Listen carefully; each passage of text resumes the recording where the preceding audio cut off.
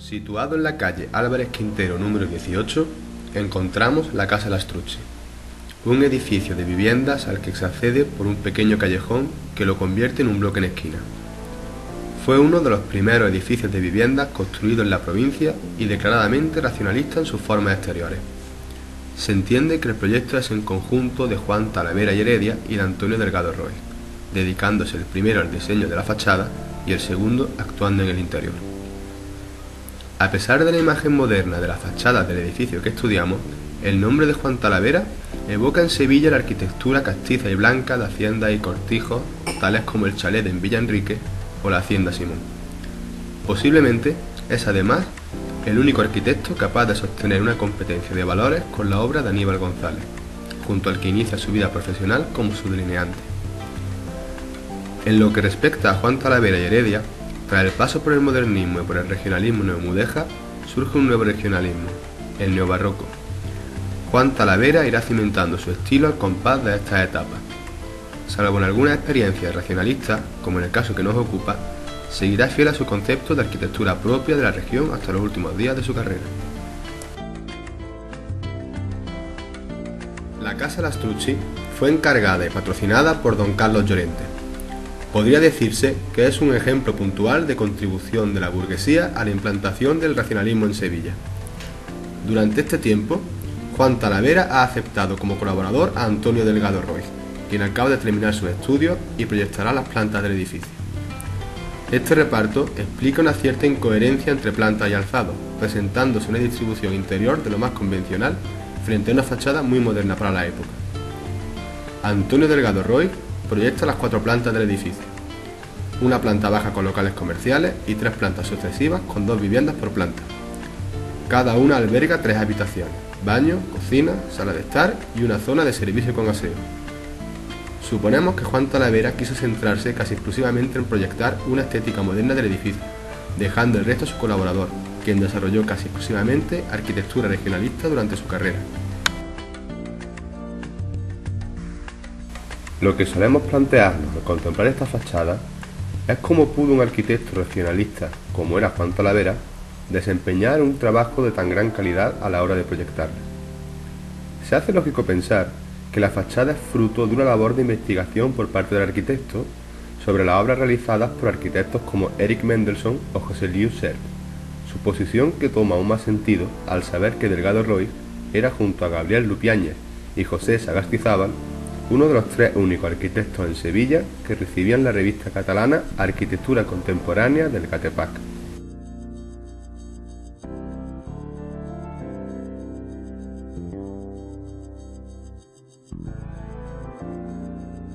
Esta fachada constituye lógicamente el centro de nuestro trabajo, ya que aúna elementos racionalistas y expresionistas, o más bien del expresionalismo funcionalizado, pasando incluso por el constructivismo soviético. A continuación, pasaremos a determinar uno por uno los elementos que componen esta fachada, para poder intentar así relacionarlos con arquitecturas anteriores, en las que Talavera se recrea, teniendo en cuenta que la obra del edificio concluye en el año 1934.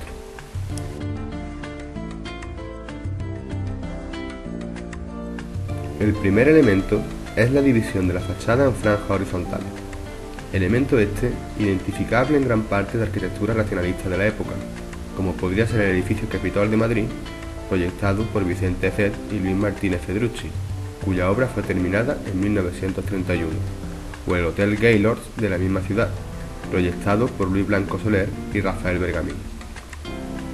Este elemento es además muy utilizado por Mendelsohn, que, como podemos observar en algunos croquis de la Kemperplatz de Berlín, llega a comprender que el edificio está simplemente compuesto por esa sucesión de franjas horizontales, franjas que al mismo tiempo que refuerzan el carácter de superposición, lo hace más volátil, como si estas franjas fuesen el borde de las distintas superficies que componen la construcción, entre las cuales no hay más que aire.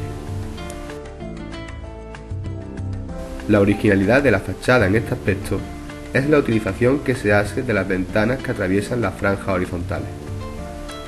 Estas las componen definitivamente al mismo tiempo que las dividen. Opta además por un color que no haga resaltar tanto las bandas horizontales, lo que hace que la fachada en alzado se muestre como una sucesión de numerosas líneas que son las que limitan la franja.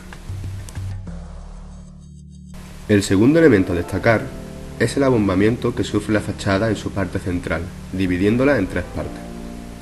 La parte arqueada comprende 3 vanos por piso, de forma que se puede considerar un bow window, aunque 2 de estos vanos estén cegados en la primera y la segunda planta. Este segundo elemento lo obtiene del expresionismo alemán y lo podemos apreciar en el edificio de viviendas de la calle Cicerostras, dentro del complejo Boga de Erich Mendelsohn. El tercer elemento reseñable es el conjunto de figuras geométricas que componen la esquina, diseñándolas con forma de cilindro vertical y tangente a las dos fachadas, elemento que podemos apreciar en el Club de Trabajadores Comunales de Golosov o en el Nuevo Común Como de Giuseppe Terrani. Juan Talavera antepone a este cilindro el conjunto de balcones, que vuelan en toda la esquina de la fachada, de forma que solo se puede observar parte de este cilindro en la pared trasera de cada balcón.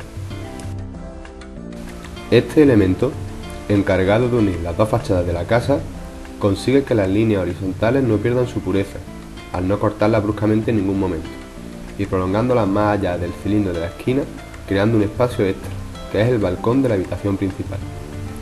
Para este recurso, consideramos que Talavera pudo inspirarse en obras como el edificio de Michel de Clercq. Sin embargo, sigue haciendo muestras de su capacidad, dando un significado totalmente distinto a su esquina y haciéndola totalmente única y original.